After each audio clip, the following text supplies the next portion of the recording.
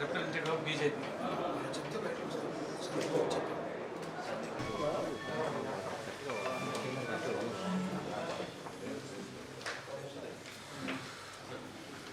Pensions ఏమవుతుందంటే election commission వచ్చేసి డైరెక్ట్గా వాలంటీర్ కాబట్టి ఇప్పుడు వాలంటీర్స్ లేరు కాబట్టి వాళ్ళు కొంతమంది ఏంటంటే నడవలేని పరిస్థితుల్లో ఉన్నారు సార్. వాళ్ళంతా బెడ్ రెస్ట్లో ఉంటారు.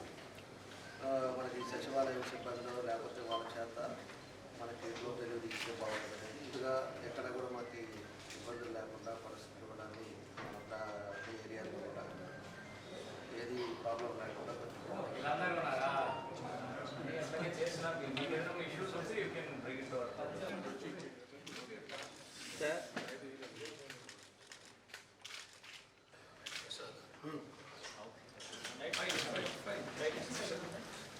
ఏదైతే ఇదివరకు వాలంటీర్ల వ్యవస్థ ఎలా ఉందో ఆ వ్యవస్థ అలానే కొనసాగుతుంది.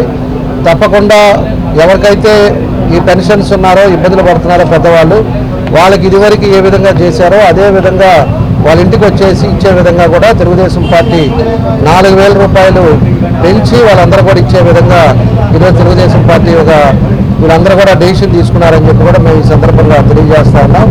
కాబట్టి ఎవరైనా కూడా పెన్షన్ తీసుకునే వాళ్ళందరూ కూడా అధైర్యపడవద్దు. తప్పకుండా మీ ఇంటికి తీసుకొచ్చి పెన్షన్లు వస్తాయని చెప్పేసి కూడా మేము తెలియజేస్తున్నాం.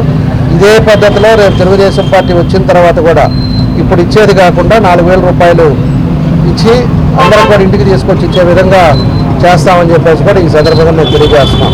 దానికోసం ఈరోజు అందరూ కూడా కలెక్టర్ గారిని కలిసాం. కలెక్టర్ గారు కూడా సానుకూలంగా స్పందించారు.